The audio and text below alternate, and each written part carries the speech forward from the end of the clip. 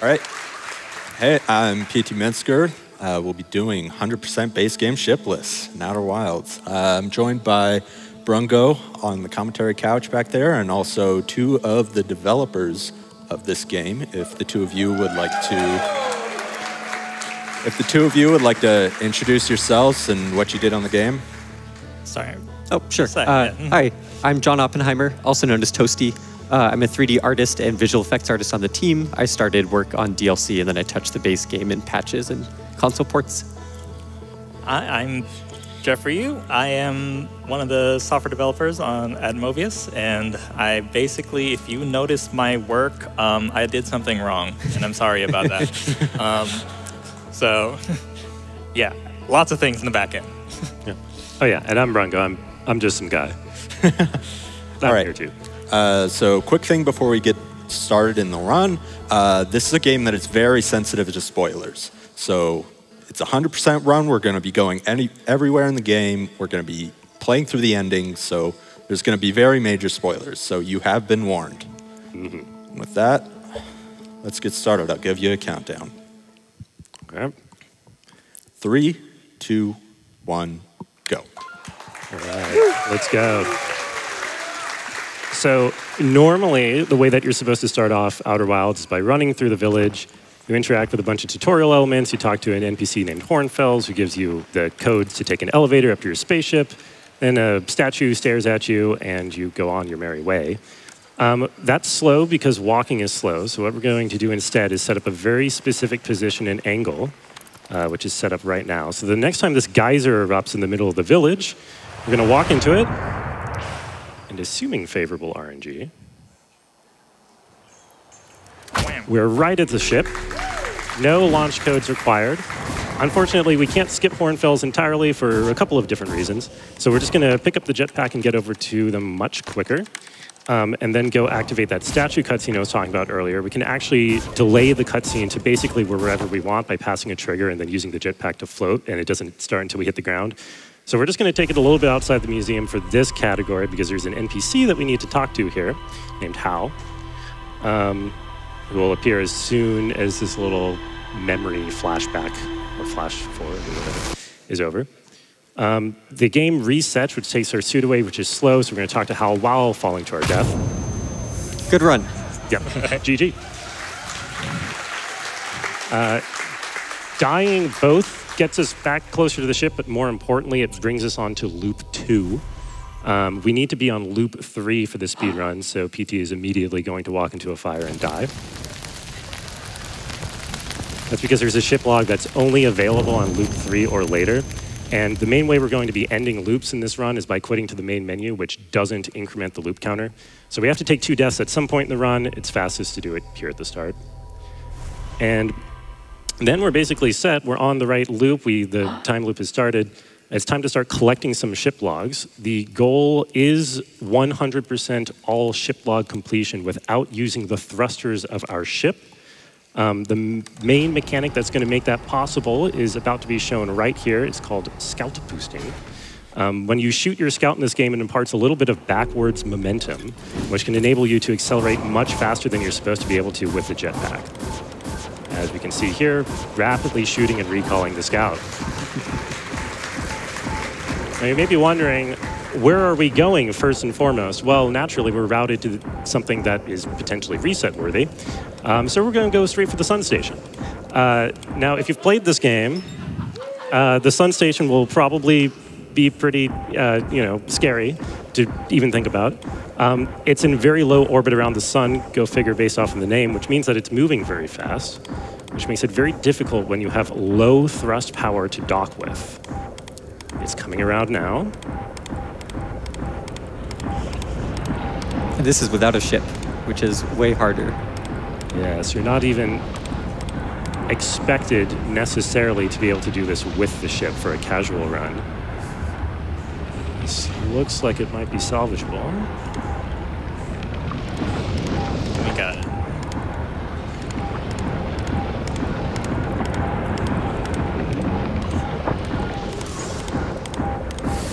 Oh no. Oh no. Close.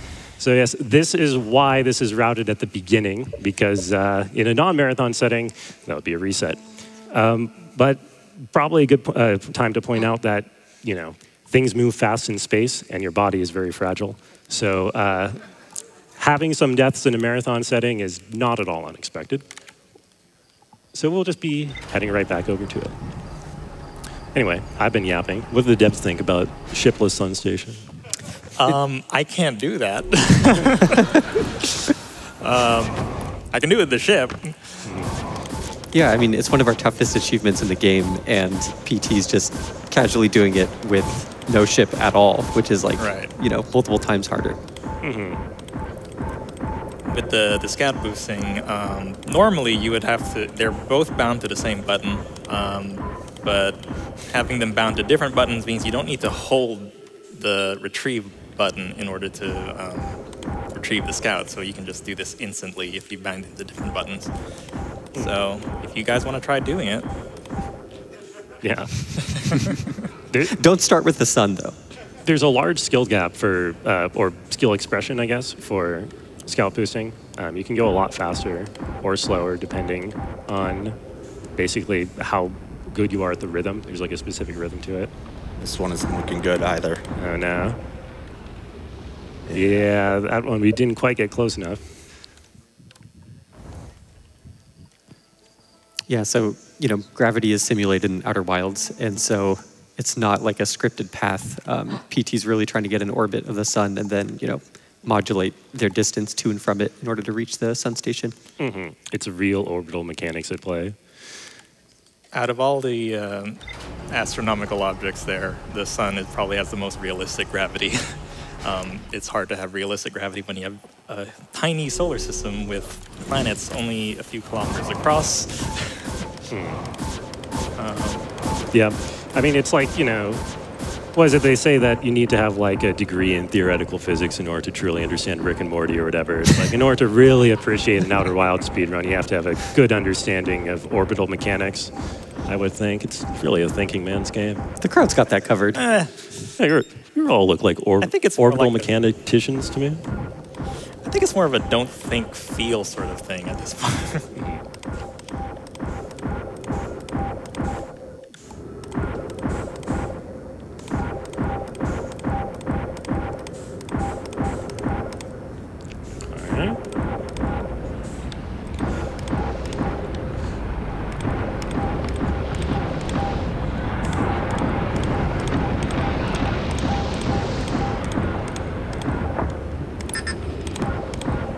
Looking good. Yes. It's good. Beautiful. Incredible.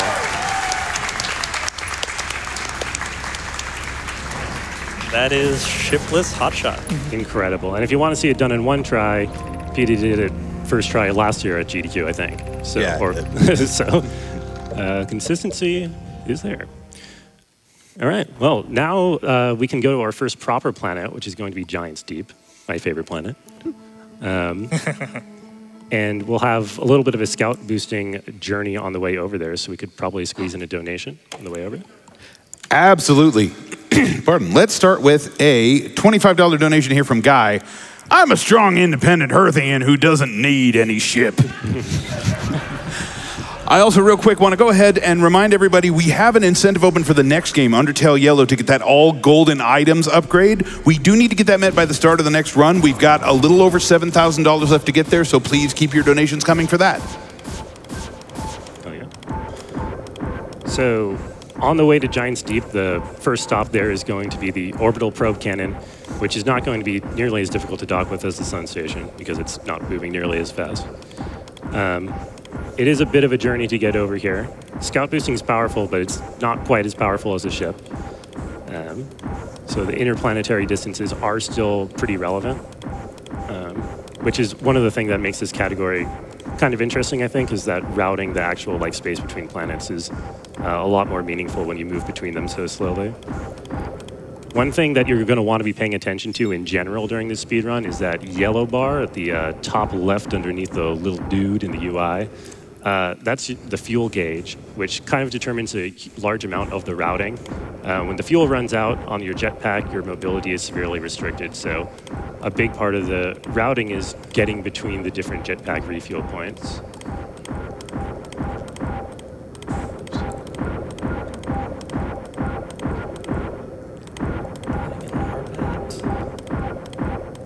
Should we explain real quick why it's in Russian?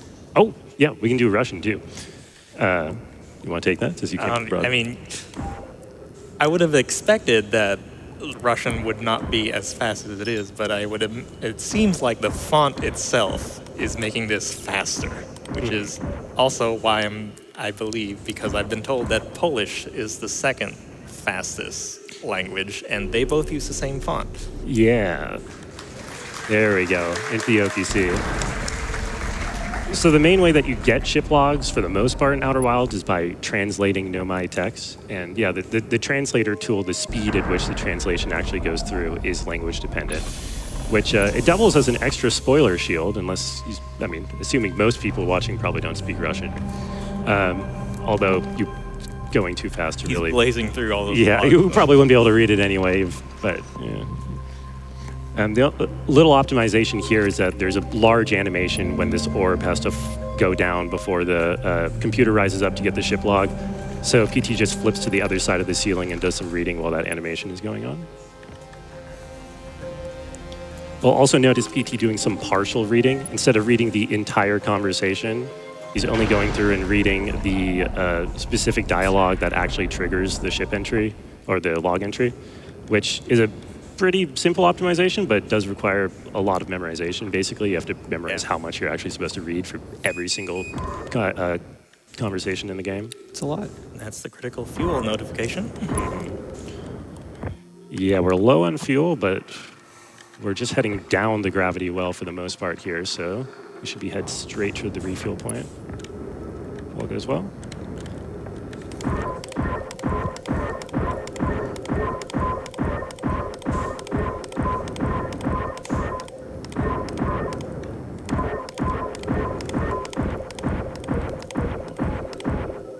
Something interesting about Giant's Deep is the gravity is way higher, so the scout boosting is going to be doing even more work than normal because your jetpack kind of gets overpowered.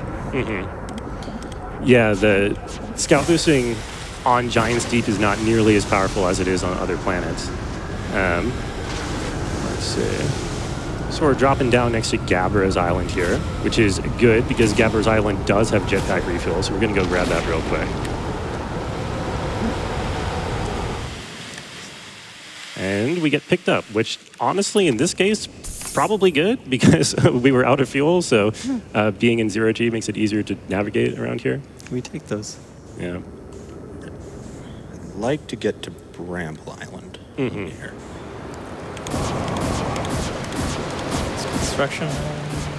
Yeah, so typically we would be doing Bramble Island first. I think the OPC entry was a little bit slow there, which is why the islands weren't in the right, weren't in the expected places, basically.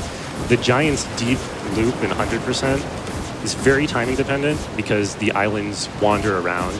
So if you don't make your normal timing or a normal cycle, things can kind of be in places that you don't expect them to. But in rare cases, they might even intersect. They're not supposed to. Oh yeah, we call that ship abomination or island abomination when the islands collide with each other and just get stuck together. Yeah, I think you can have one fall on another even, which is They're not supposed to, but I don't know. Sorry, everybody. Oh god.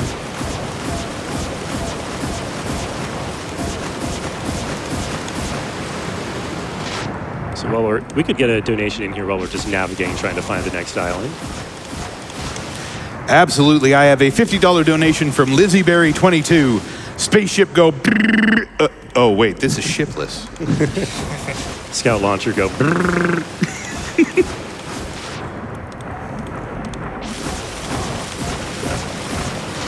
This is the unfortunate knock-on effect of getting off-cycle for these islands, because now we're just trying to find an island at this point.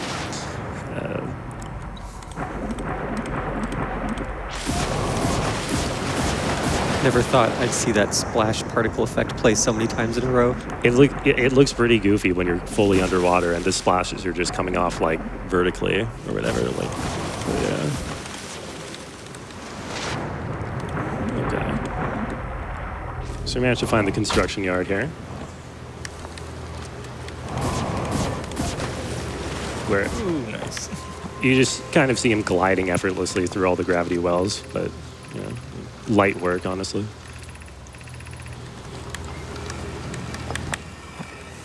Never quite got to that skill level when doing playtests. No, me neither.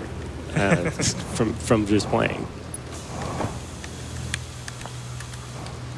One of the great things I think about Outer Wilds speedrunning is that when it's being done well, it looks relatively simple. It's like, oh, you're flying from one place to the other place.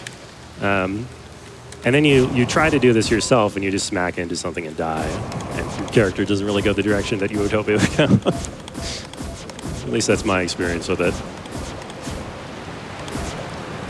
I mean, you're basically, it's like a slow motion FPS, right? Where you're the bullet. That's a good way of thinking about it. We're going to be talking to Gabbro here. Gabbro is the reason why we needed to be on the third loop. They're the other character who's aware of the time loop with us, which means that they have unique dialogue on loop 3 that gives a ship log. So thank you, Gabbro, for forcing us to self-immolate. And we're going to be grabbing another refuel. All right, now we're going to be looking for Statue Island. That's the last island we need to do. Just Statue Island now. And assuming that it might take a second for it to come up over the horizon, we could get another donation. Absolutely. I have a $5 donation here from the King's Pride. What a beautiful journey through the Outer Wilds this is. Who needs a spaceship to explore these heavenly bodies, these great spheres, these majestic orbs?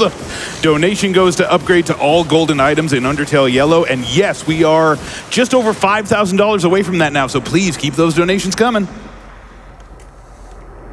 I love the affectation of that voice, though. Yeah, that was my best terrible Carl Sagan. Oh, I heard George Takei, but I mean, that's... Whoever you heard is probably better than whoever I was going for, so I'm going to take the compliment. Awesome. But yeah, here's Statue Island. We managed to find it without too much difficulty. Again, scout boosting helps navigating through here, but it's not quite enough to just fully, ignore the gravity well on Giant Steep like it is for other planets. It's clear on the other side of the Oh, planet. no. Yep. So right now, PT's looking for, I believe, correct me if I'm wrong, a campfire to sleep at. Yeah. Because clearing gravity, or Giant Steep's gravity well is so difficult, or maybe straight up impossible with just scout boosting, we want to sleep at a campfire until the island that it is on is picked up by a tornado. And then use that to get out of the gravity well so that we can go to the North Pole. Unfortunately... Overshot it. Unfortunately, Gabber's Island, which had the fire, was clear on the other side of the planet. And it just got picked up. Gabber's Island, come home, please. That's construction yard. Can you just take this tornado? Can, but I really need the refuel. Oh, that is going to land on top of me. Oh, no. That's incredible. That is an island falling out of the sky and crushing us. So, just keep in mind, remember the themes of the game is about how the universe is a cruel and deadly place that cares not for your, mortal ambitions. So, here we are.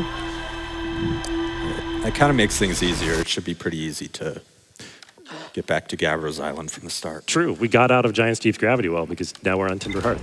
That is true. Look at those clever puzzle-solving skills. Yes, the puzzle solution is dying. Minor spoilers, but I'm not going to say for what.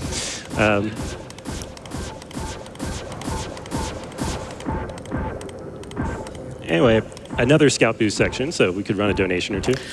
Absolutely. I have $50 here from Churlington Beescoat III Esquire. Outer Wilds Shipless and Devon Couch.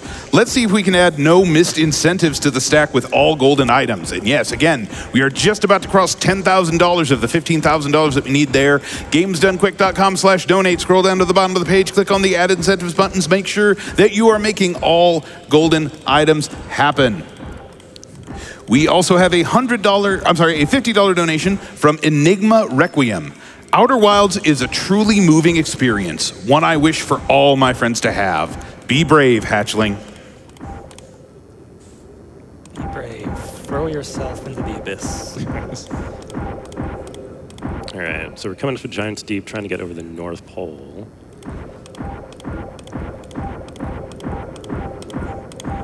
Actually, look. Oh my God. Oh no! Oh no, that's an overshoot. Yeah. Yeah. So we're gonna have to try it again. That's all right. I'm wondering, do devs have a favorite planet? Because I said So- it's Giant's Deep. The most common answer I hear is Brittle Hollow. Got a lot of Brittle Hollow fans on the dev team. I do hear that answer a lot. I have thoughts. I will say an interesting thing about Giant's Deep that my coworker told me, which is that I think it was the first planet to receive the quote-unquote final art treatment after we redid our style. Okay. And so in her words, it's a little jankier than the others, but I think it has a nice charm to it. I like Giant's Deep. Yeah. Giant's Deep is nice. I've had good memories in Giant's Deep. I remember when Statue Island was first shown to me by Alex, and he asked me to test it, and I just like trying to figure out how to get in there, and then I just look up in the sky and like, oh, there's a hole underneath, and it just falls on me, and like, yay. Oh, it landed on you? And you It landed up on me, inside yeah. it? And Very Alex nice. just like, well, I guess, you know, guess it worked. Okay. I didn't figure it out. The island figured me out. If you haven't been able to tell, one of the difficulties of using scout boosting to navigate is that it requires you are not looking at where you're going. Yes. Yeah, I tried to practice it a little bit when I was preparing for commentary and stuff, and it's really hard to like teach yourself don't look where you're going. You got to look the opposite way. Okay. So I'm thinking the strategy here is that rather than trying to get to the North Pole directly, we're just going to grab an island. Go to Gabbro's Island and refuel. The next segment is pretty tight on fuel, so it's important to get the refuel here. Okay. That makes sense.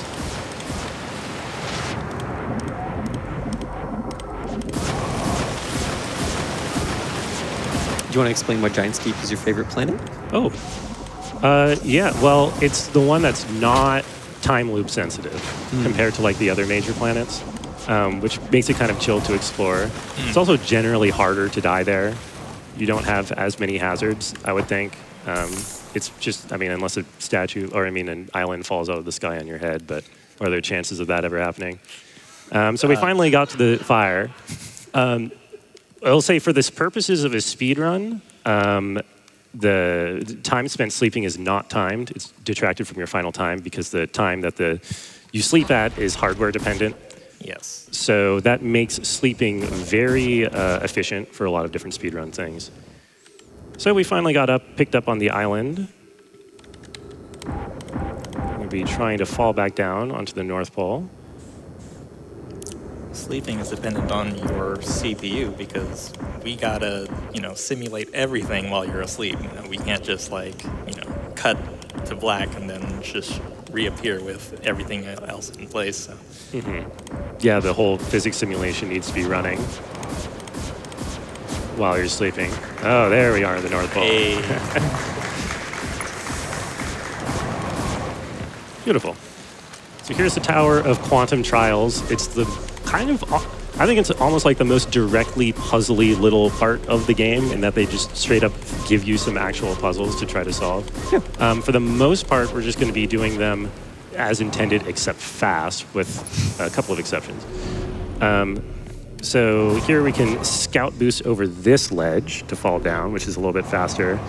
And then we can skip taking a picture of this one with a very difficult scout boost. That is hard, but we got it there. Ooh, nice. Beautiful.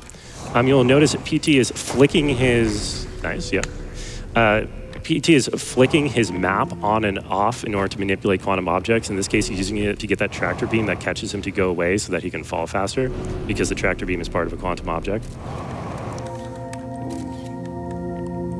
And in general, opening and closing the map is going to be the main way to manipulate quantum objects in the run. Because it's fast and it also doesn't, well, it has some like kind of unique interactions that I don't think are fully intended. Not intended, but I'll allow it. And that was Tower of Quantum Trials.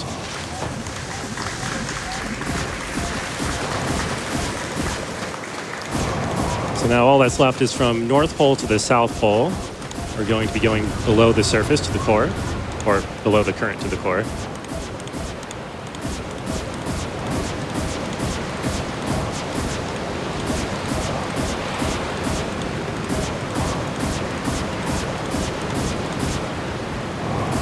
Looking for that counter cyclone.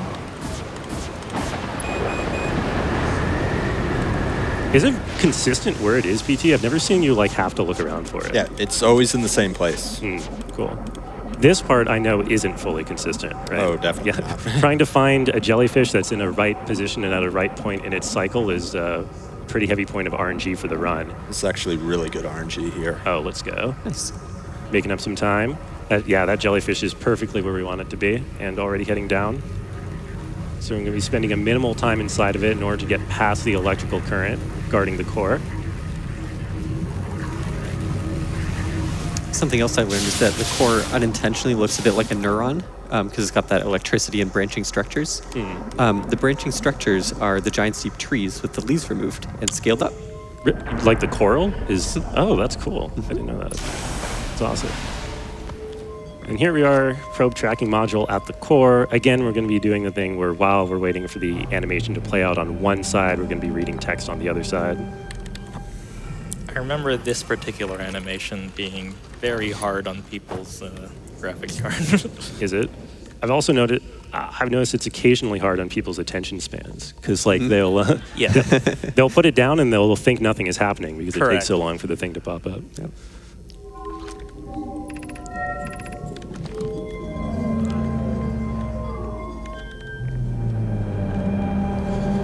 Write that down. Write it down. It's important.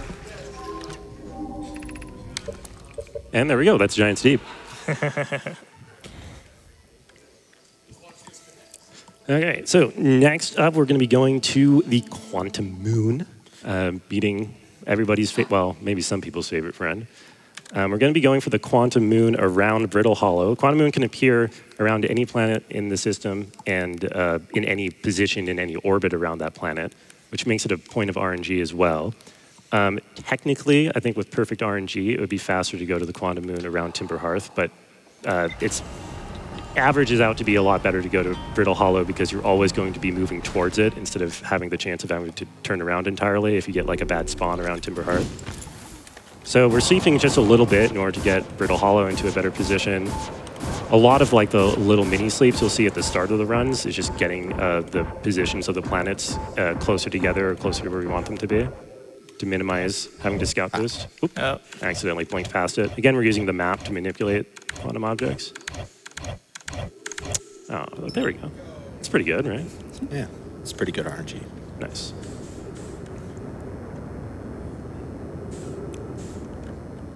Now, as we enter the Quantum Moon, we're going to be doing a bug that I think Toesty wanted to explain. Yeah, so something interesting about this is normally when you're on this planet, there's a shrine, or this moon, there's a shrine. You enter the shrine and following some quantum rules, you teleport to the sixth location where Solanum is.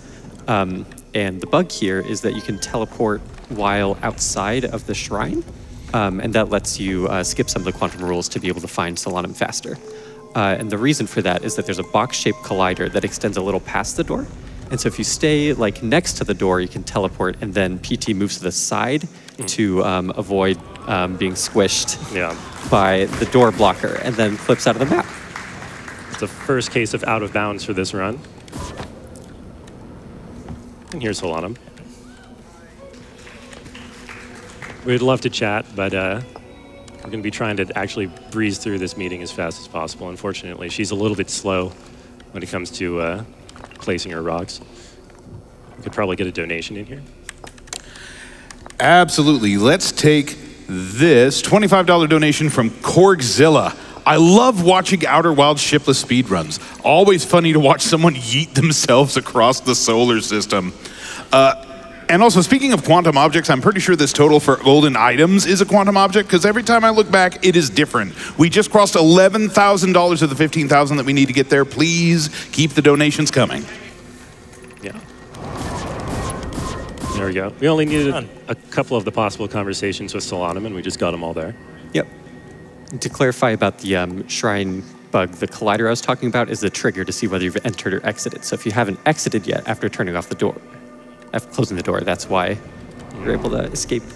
Yep. And we're going to be taking the Nomai shuttle off of Quantum Moon in order to get a couple ship logs, and also in order to go do Brittle Hollow logs next. After getting this quick log at the gravity cannon, we're going to be going to something that I think is a pain point for some casual runs, getting into the Tower of Quantum Knowledge. The intended way to do this is never like precisely hinted at anywhere. You basically have to wait for it to fall through the black hole. But we can just use the black hole to slingshot ourselves up to it with a little bit of scout boosting to break. I love when people do this. Yeah, PT does it the way we wish we could have during our runs, I feel like. Beautiful. So clean. It feels weird. If you play it casually, it feels so weird to be up here, not in 0G, just like in a regular gravity environment, because like you kind of expect to find it on the other side at the white hole. Right. Speaking of the white hole, here we are. We're going to be picking up the ship logs at the white hole station, and then teleporting back to Brittle Hollow to do more stuff at the North Pole there. White hole station. Yes.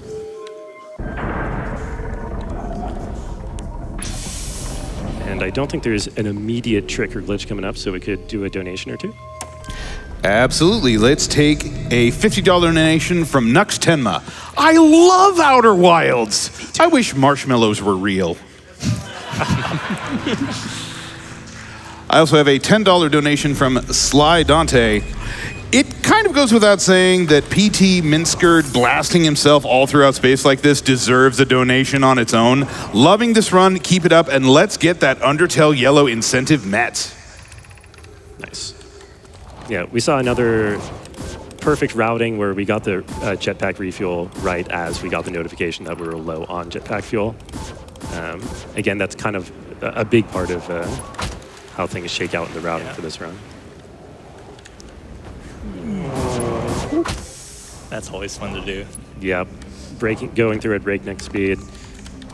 Here in the Hanging City, there's basically one. I don't even know. Would you say that accessing the Black Hole Forge with scout boosting like this, by just scout boosting straight up to the top, which we're about to do, is that really like unintentional or like a sequence break? Because I feel like I've seen so many different people finesse their way up to the Black Hole Forge without doing like the intended warp route. Correct. Like, there's like, if you're just really obstinate with your platforming, I think you can do it even without scout boosting. Yes. Yep. Yeah. I think it's one of those things, well, they work so hard for it, might as well just let them. Yeah. In this case, it's a lot easier to just do a bit of scout boosting and get up here than to do the intended route, which is to go all the way over to Ash Twin and then teleport back in order to get up. Over here is some hints that we added in a patch to help players figure out one of the particularly tough puzzles from the base game. And technically, that makes the run a little bit longer because you got to pick up that ship log entry, I believe. It's true. Although, I think current patch is faster for several other reasons anyway. So I think that was added after sleeping on first loop, I want to say. So, or before sleeping? Before my time. Okay. I don't know. Before my time, too, actually, with those patches, so I don't know. We're just slingshotting our way across the inside of the crust. We're heading straight from the North Pole to the South Pole to get to the observatory. There's sort of some like platforming puzzle, or not, like a platforming section to get up here normally, but we can just slingshot through and pick up more logs.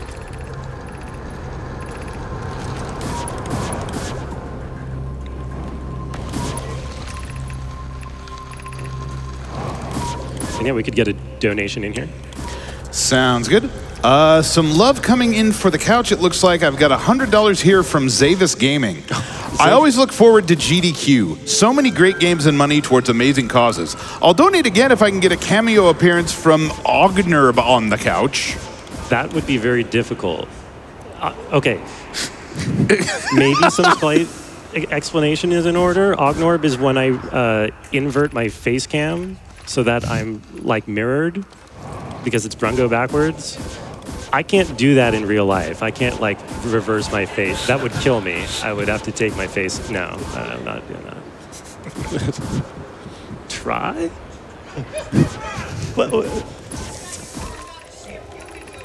I don't think a ship would help me. I don't know how a ship would help me turn my face inside out. Hey, Outer Wilds, right?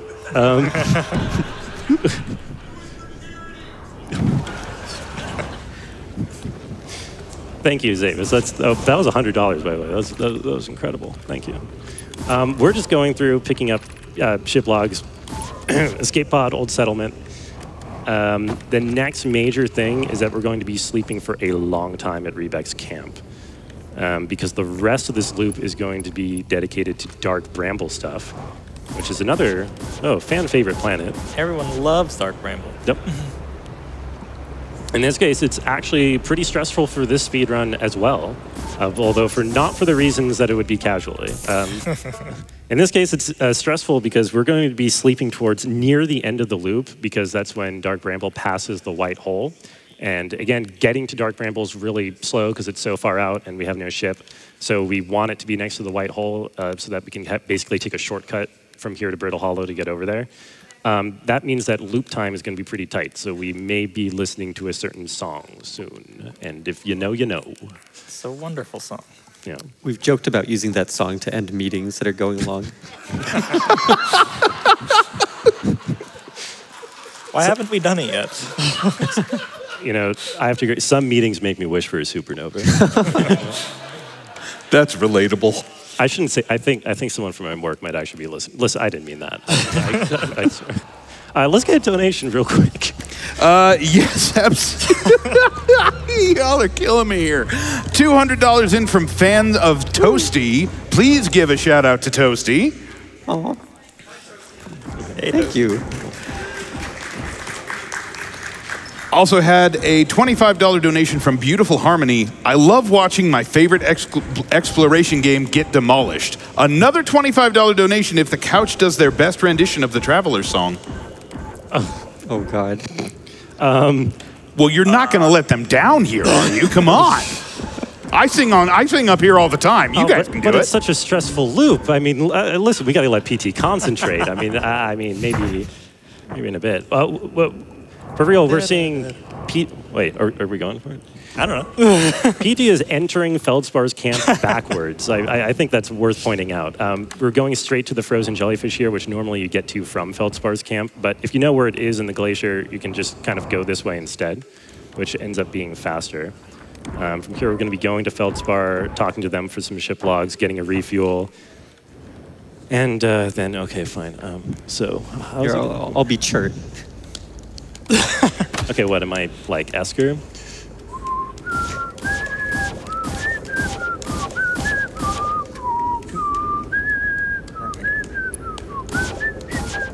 I don't know if the mic picks up the thigh slaps. Yeah, that's probably no good for the audio guys. No, it's getting it. We got it in there. So sorry. Okay. I got that, bro.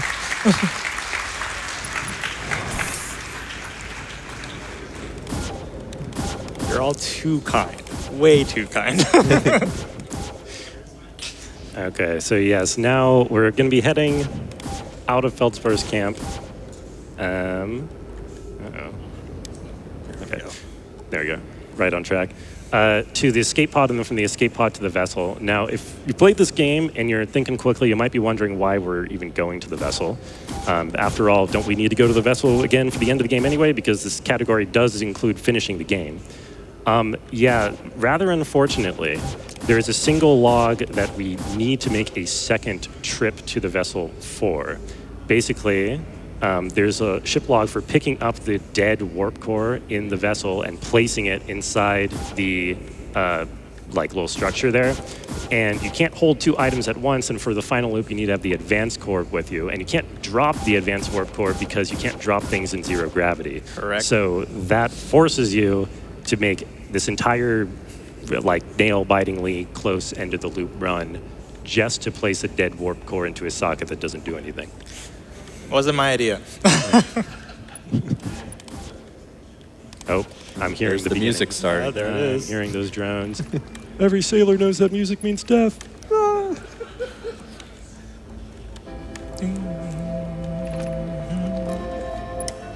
I think I have somewhere to be. I have somewhere to be in about negative 22 minutes. Why did my pulse just jump 20 beats per minute? No.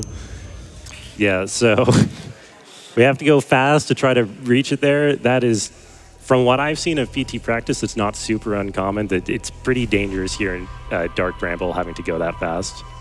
Much more dangerous than the anglerfish, actually. I mean, physics has no mercy. On the bright side, loop time will no longer be a problem. Yeah.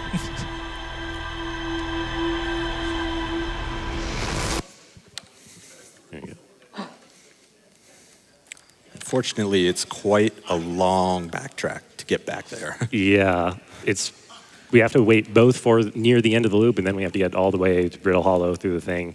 And all that just means is more donations. Absolutely. Let's go with $25 from Kevin of Computer. Harmonica intensifies. Also, $50 here from Jimmy S.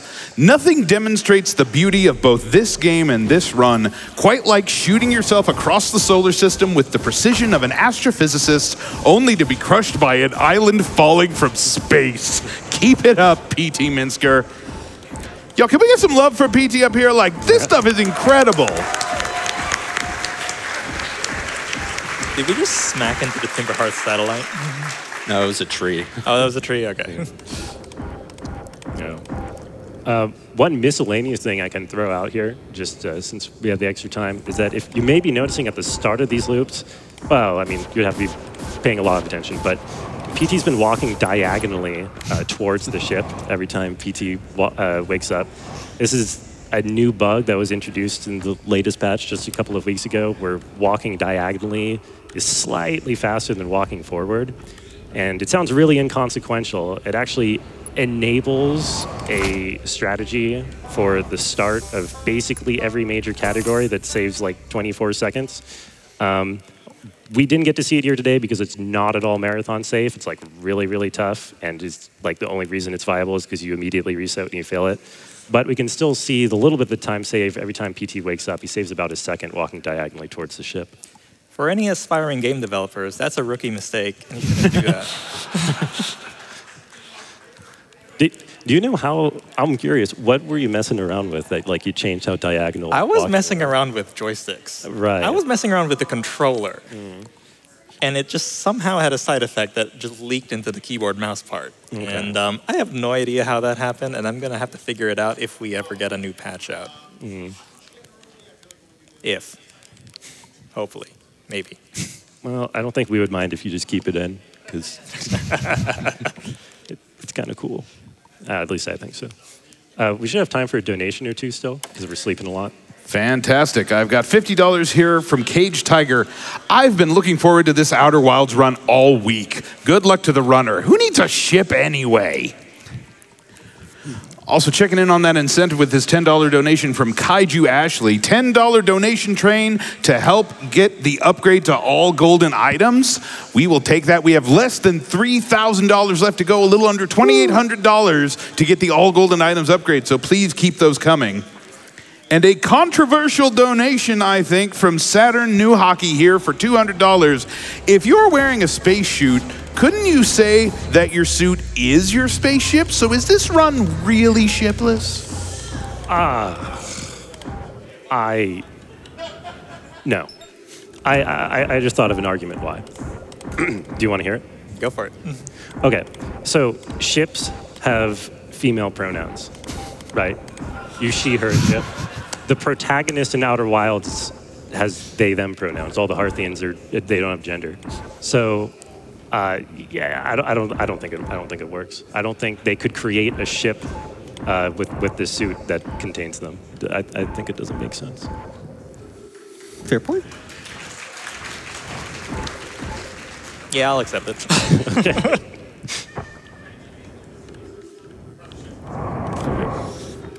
Not that I'm the authority on that, anyway. Can I get one more donation in here? Oh, yeah, sorry. No, it's good. This is, spoiler alert, $250 from the prisoner. Hey, guys, can't wait to see you all later in the... wait, you're not visiting? Okay, cool. I'll be around whenever you're done. No rush.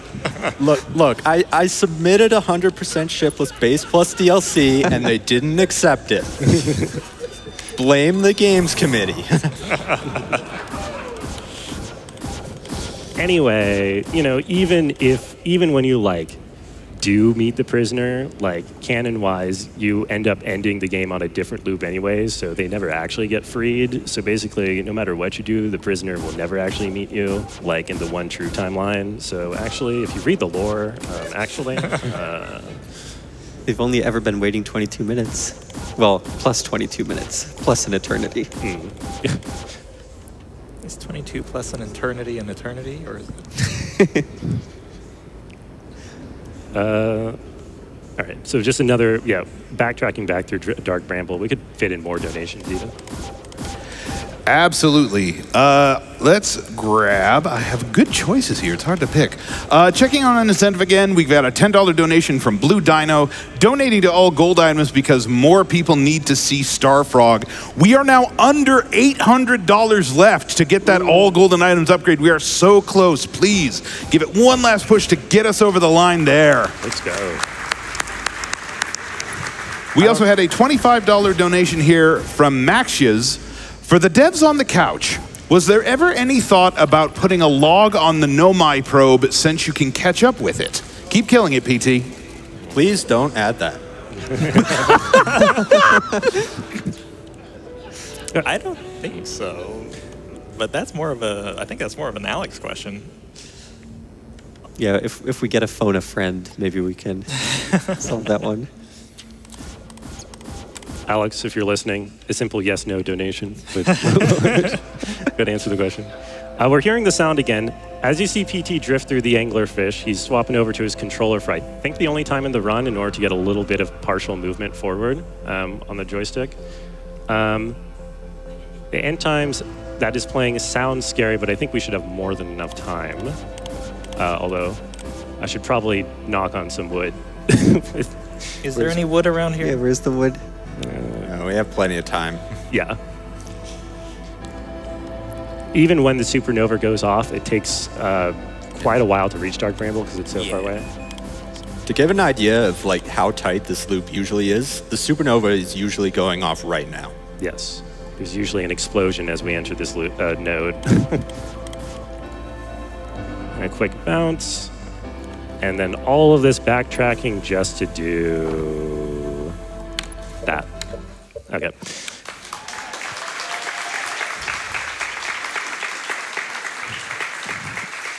If there was a patch where the Hearthian could use 2 hands to hold items, that would be kind of nice. Ooh. But anyway.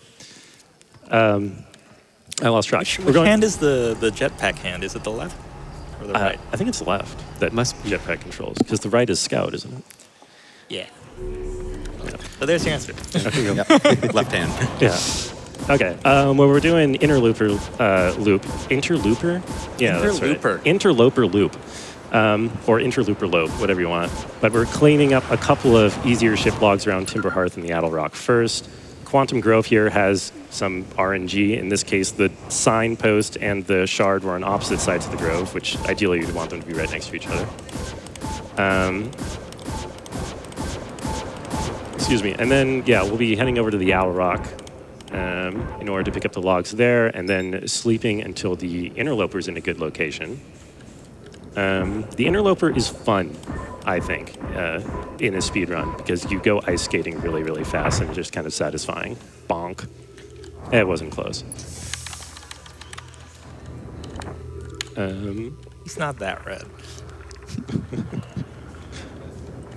Yeah, we could get a donation in for the Owl Rock, the tutorial moon. Absolutely. I have a $25 donation here from Bass40.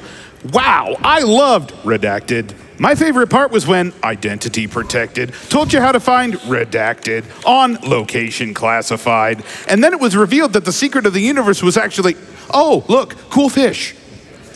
Wow, I can't believe that guy just spoiled the fish. Like, what? Shoutouts to everyone whose loved ones have told them not to watch this run until they've played the game, by the way.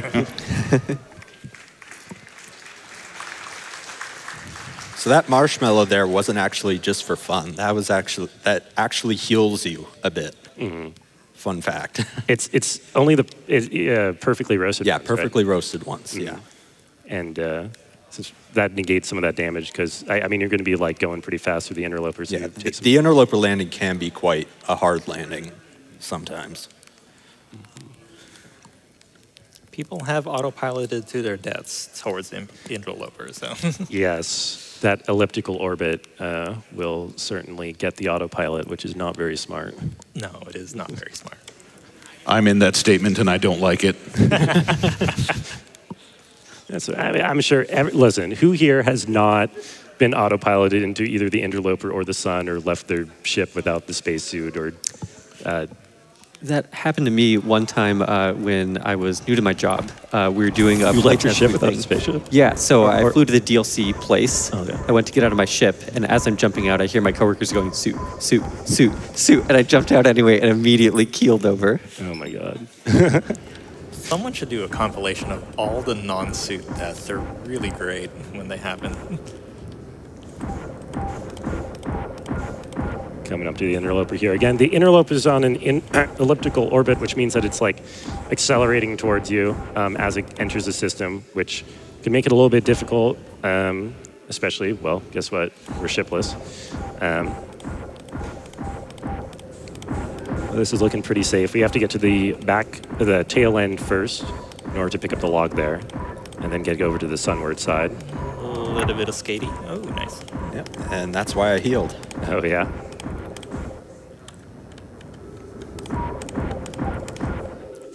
We're going to be a little bit late, but it should be fine. Yeah. The time constraint here is trying to make it back to the sunward side before the ice closes again. The ice melts as it gets towards the sun and then closes when it goes away. I can hear it. Is that it closing? No, that's it opening. Oh, okay. We're good. You're good. Look at There that we go. timing. Beautiful.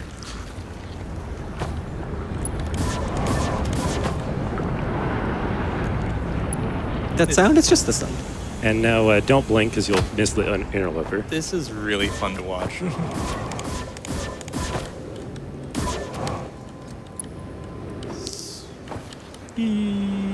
So fast. Ooh. Marshmallows save lives. Yeah.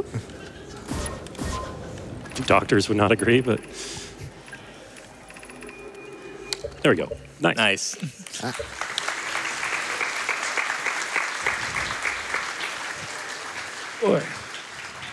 And I think we could fit in a donation here. Absolutely. $50 from Earth to Thean. Ships. Where we're going, Marty, there are no ships. Also, quick update on that incentive. Less than $100 to go. Please, let's get it over the line. I'm getting mixed up. Are we doing Hollow's Lantern? No, we're doing the Twins loop. Right, yeah, okay. Hourglass Twins. So this is a longer one, doing everything on Ember and Ash Twin. For the most part, it's movement, although we'll be seeing some pretty cool out-of-bounds glitch later on. Very incomprehensible out of bounds. I'll try my best to comprehend. Put that theoretical physics degree to work. I don't know if theoretical physicists can out-of-bounds like real life. But that would be a cool superpower.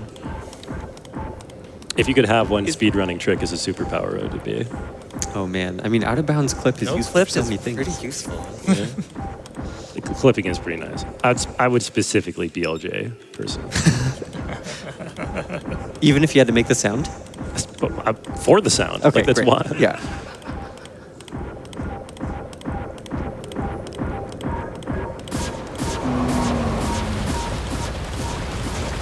Shot things a little bit there. Yeah. Barely missed the sand pillar there, but that's nice. We're starting at the gravity cannon and then making our way into the sunless city. Another fun fact about some of the areas in the game have cool development names. Like there's a cavern in Ember Twin called Flapjack Cavern. I don't know if we enter it in the run, but it's large and flat, and that name makes me happy. Huh. It makes me happy too. Glad to hear it. We have a little skip here where we're going to be trying to pick up enough speed to make it through a sandfall that we're supposed to be exiting. Wow. It's really tough. You don't have much space to get enough momentum for it, and the retrying is pretty difficult as well. There we go. Wow, okay. Yep. Yep, this enters the shrine backwards, basically, which saves some time. Does it save time if you have to retry PT? Or? Yeah, okay. It does. There. As long as you get it quickly and don't like sit there trying it over and over again for a minute. The normal path is a little bit twisty. Yeah. Other than that, just moving through Sunless City. For Anglerfish Cave, like, casually you shoot your scout in here and follow the light, but if you just know where the fossil fish is, you can just boost up into it. Don't have to worry about any of that.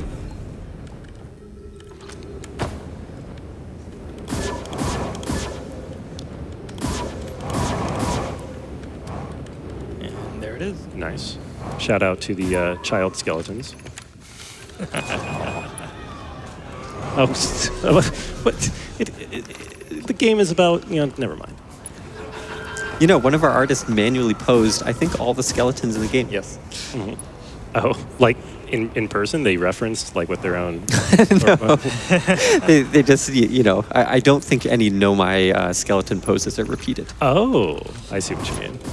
I was imagining like they were self-referencing, like. I see. Like doing the like Family Guy death pose on the ground or whatever. Anyway, we're grabbing the refuel here, which again, hooray routing, because we had just run out.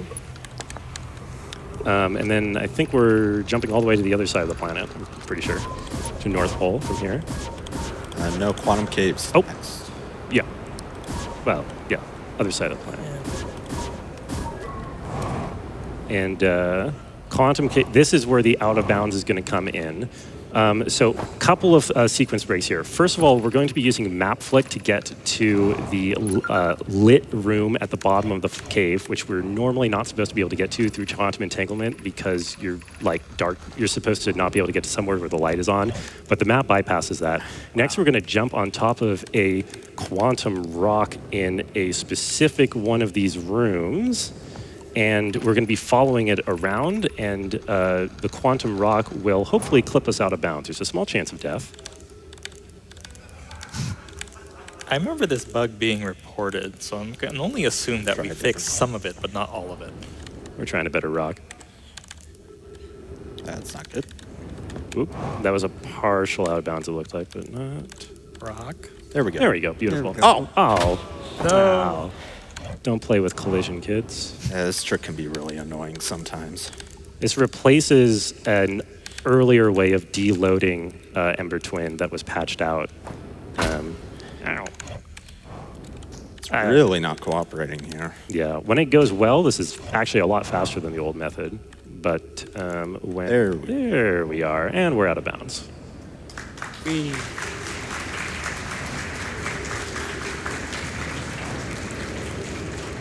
Yeah, we're using this to get to the high energy lab because the intended way to get to the high energy lab requires like intentional waiting for sand to fill.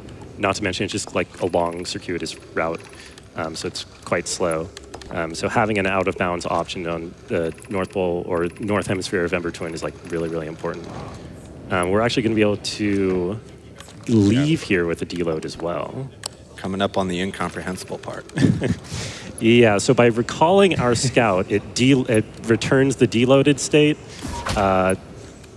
maybe a dev would comment on that. I don't know. I don't know what's happening. I feel like there's something happening out of order there.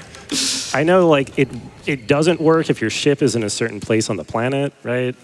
I don't know. It definitely Good thing we has don't have that problem this run. something to do with sectors loading in and out in a way that's not supposed to happen. Yeah. We're sleeping here next to Chert because Chert has different ship logs depending on his state of existential crisis. So we're basically going to be sleeping the entire loop away. So we could be getting a donation or two. Absolutely. And a quick update, we have met the all golden items upgrade. Huge thank you to everyone who is donating to help us get that incentive met. Some donations that went towards that, we had $50 in from Lynx Griffin, donating for all golden items because, yes, the frog must be experienced. Also had a $100 donation here from Ban Oddjob. First time for my wife and I being in the audience. Had to see Outer Wilds, the game that created and then solved an existential crisis. An absolute masterpiece. I agree. Thank you. I'll wave to you wherever you guys are. Oh, I see you back there. Maybe, oh, never mind. Is that, okay, there we go. We're done there. Chert. We're done with Chert's moments. Chert knows that they are about to die, and they've accepted it in a catatonic state, which is good for us. So we're going to be heading over to Ash Twin to be picking up the couple of logs there. An interesting note about this log that we're going to be reading at the Sun Tower is that it's actually it's required in the 100% route, but it's not required for the Archaeologist achievement. If you've played this game and gotten the Archaeologist achievement, which is for filling out your ship log, there's a couple of logs that aren't required for that achievement that we do require for this category.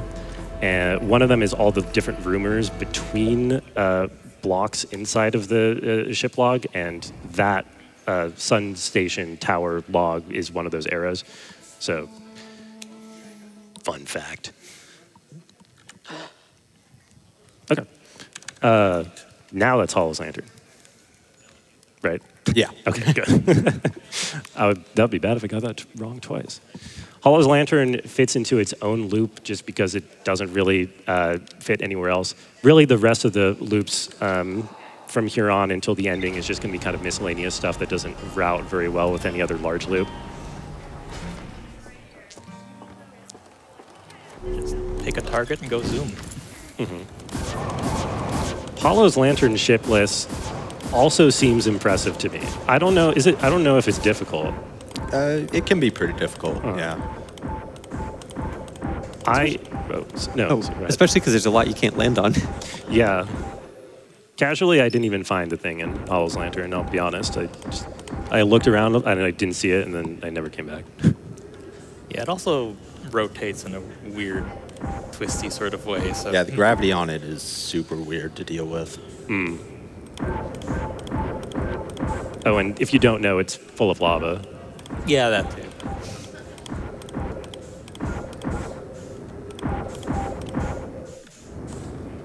I love when streamers get sniped by this thing, though.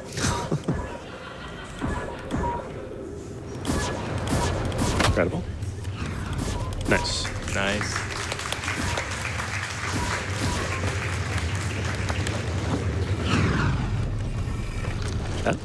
We were talking about loud sound effects earlier today. That one whizzing right by your ears seemed pretty loud. That was pretty loud. It's loud. Maybe Still quieter than if it blew up, though. Yeah. Not as loud as getting hit by one. Okay, so Timberhearth. Another really short loop coming up, just cleaning things up on Timberhearth that we missed before. I kind of like the start of this loop. We sleep for like 20 seconds or something, really short right at the start. Like close to 50 seconds. Oh, is it? Okay. Yeah. Correct me if I'm wrong. Is that for geyser cycles? Yes. Yes, that's for geyser cycles on the mining site.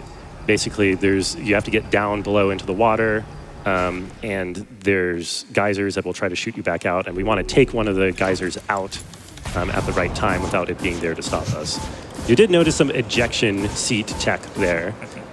The ship happens to be pointing in the correct direction that we want to go anyway, so we can just leave via the eject button for some free momentum for both this and the next loop, actually. Shipless only stops us from using the thrusters per category rules, so we can use everything else the ship has, including the fancy eject button. Getting the phrase for eject in Russian in that little square for, 5 letters in English was a very difficult thing to do because the phrase in Russian is just really, really long.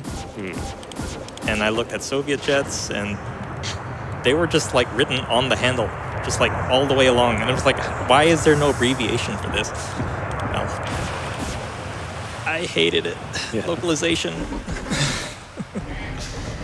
We saw that geyser there that we slept in order to reach at the perfect time to boost us back out after getting that little dialogue. There we go.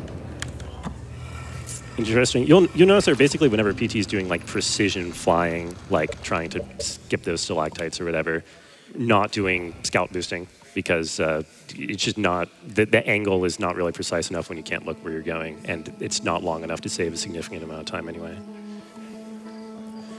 And then the penultimate loop here, we're going to be doing everyone's favorite zero-G cave. The zero-G tutorial cave. Yes, the zero-G movement tutorial. Which happens to be in the direction of the cockpit. So,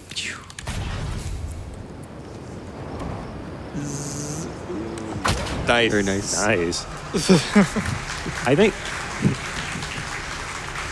you bonk-bonked there. You took no damage, right? Did you hit the Probably a really small amount of damage. hit the lantern, maybe? Interesting. Oh, maybe. It looked like you were going fast, but whatever. Anyway, we're just going to ignore the actual training suit and go in with the real suit and quickly fix a couple of things, and then we'll be ready for the final loop. So we could fit in a donation or two.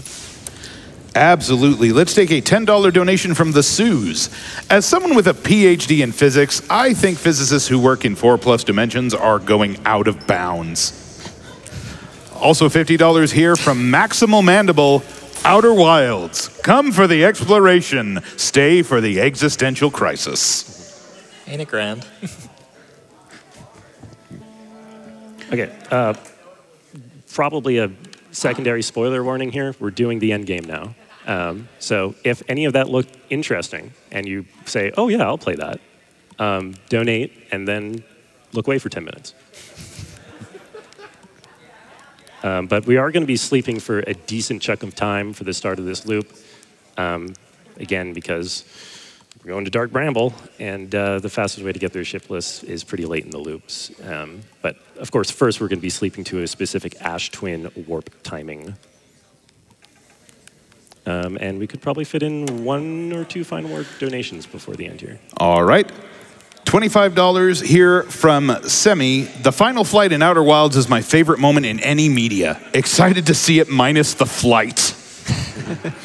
Also $5 from Drop Voltage. Some of the Hearthians wear cowboy hats, which implies the existence of cows in the Outer Wilds universe. Do with that what you will.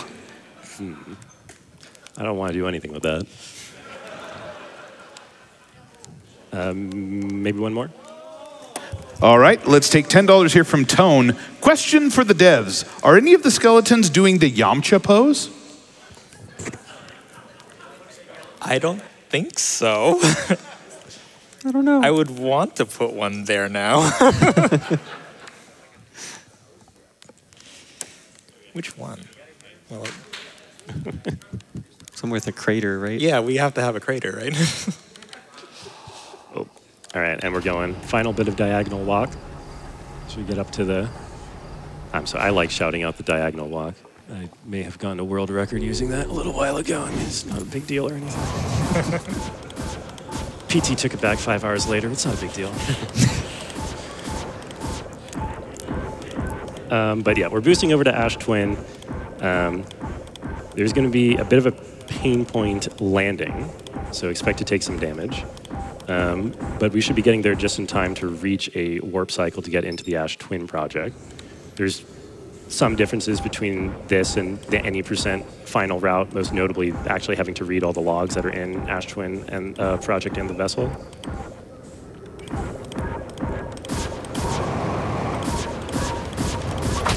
Nice. Pretty smooth landing. Yeah. Shooting the scout at the warp opens the black hole a little bit early for us. Although, actually, I think since we were there a bit early, it probably didn't matter anyway. But whatever. So we'll be grabbing the warp core while reading the things that we need to read in the ATP. Really got the Cliff Notes version there on the wall. Yeah. It's like the giant lore dump. You read 2 sentences. Yeah, we got the gist. If you missed stuff, like that's supposed to catch you up with everything. All right, Muzak starting. There it is. Oh, beautiful timing. Running in through there. Again, we're heading to Brittle Hollow. I love this part of the run. I love using the warp network for transport because I don't know how often you really do that in a speed run. It's usually not like very fast to actually use Ash Twin to warp places, I think. But this is a cool application of getting to Brittle Hollow so that we can get to Dark Bramble via the White Hole. Yeah. I'll give you another fun location name on Brittle Hollow. There's a Great Southern Triangle. I don't remember where it is, but it's probably a big triangle in the south. Is it one of the chunks that like falls? Yeah. Okay. That doesn't have anything on it? Or? I'd have to check. Okay.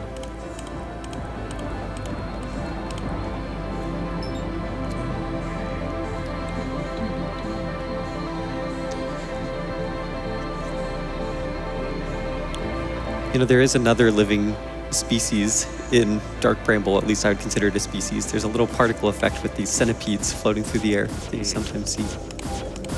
But they're rare. It's true. I've seen a non-zero number of people get jump scared by those things. Really? There's also Feldspar, so there's the Hearthian, that counts. Yeah.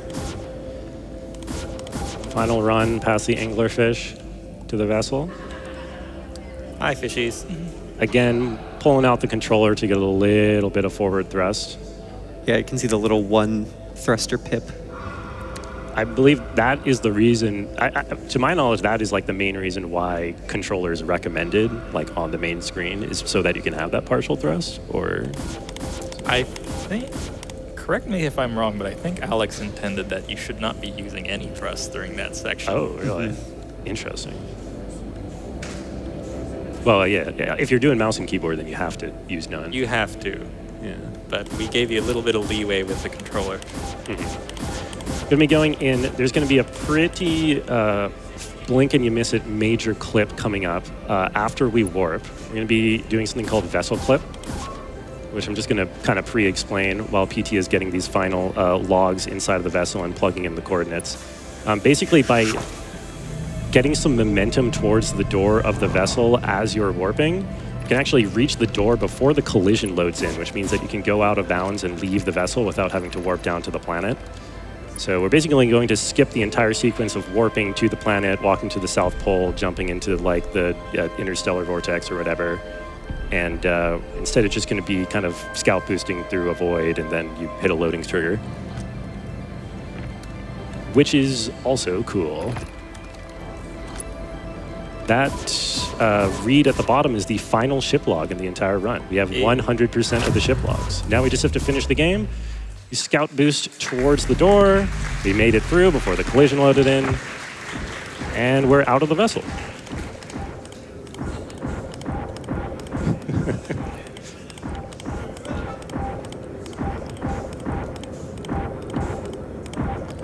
It is possible, if your scout boosting angle is wrong, to actually just miss this loading trigger, although it's fairly generous, and I don't think it'll be a problem here.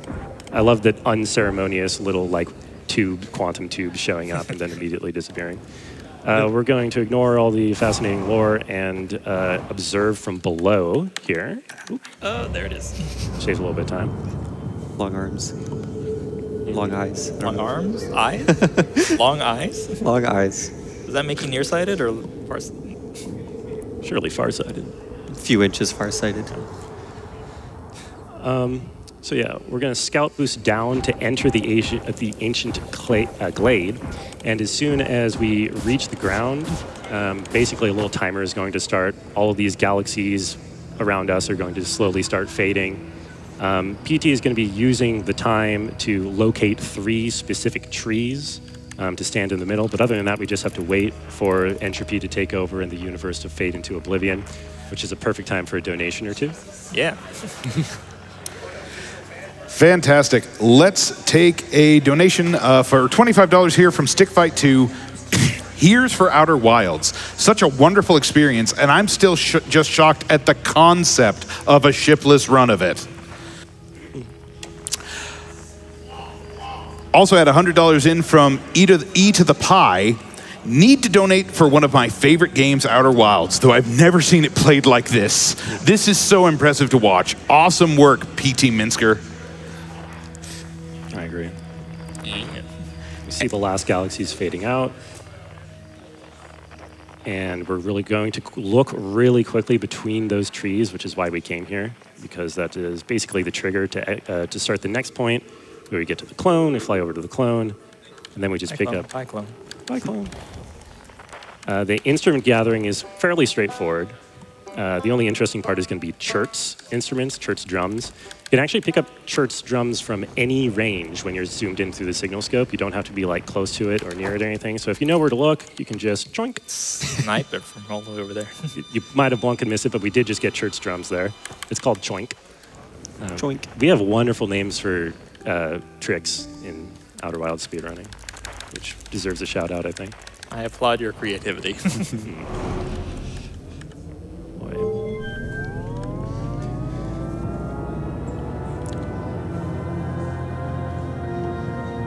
I love this little moment. Very 2001.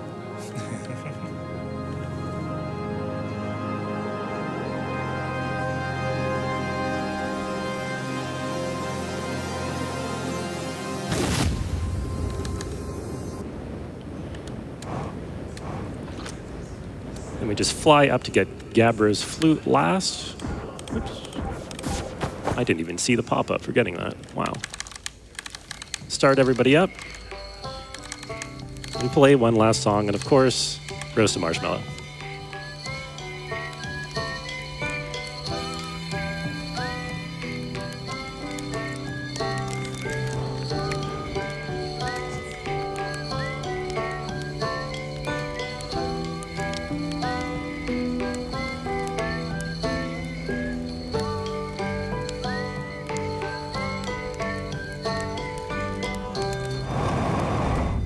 It's not quite the end of the run, because at the end of everything, we can turn away from the Big Bang and scout boost closer towards it, which is a very anticlimactic way to just turn away from this grand birth of the new universe and just, listen, it saves a second, okay? Fly harder into the Big Bang.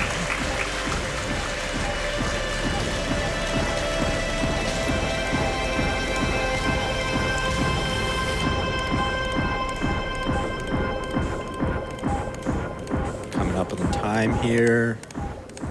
Time. Beautiful.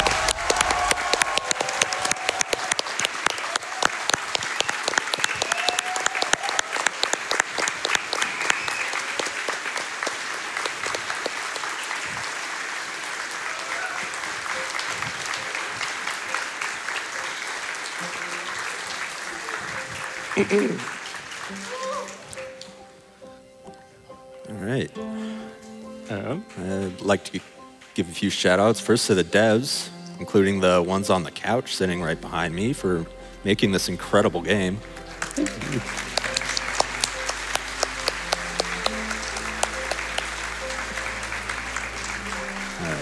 Shout out to all the people in the Speedrun Discord who discovered all these wild tricks that I just did. And lastly, shout out to GDQ for putting on a great event. Yeah.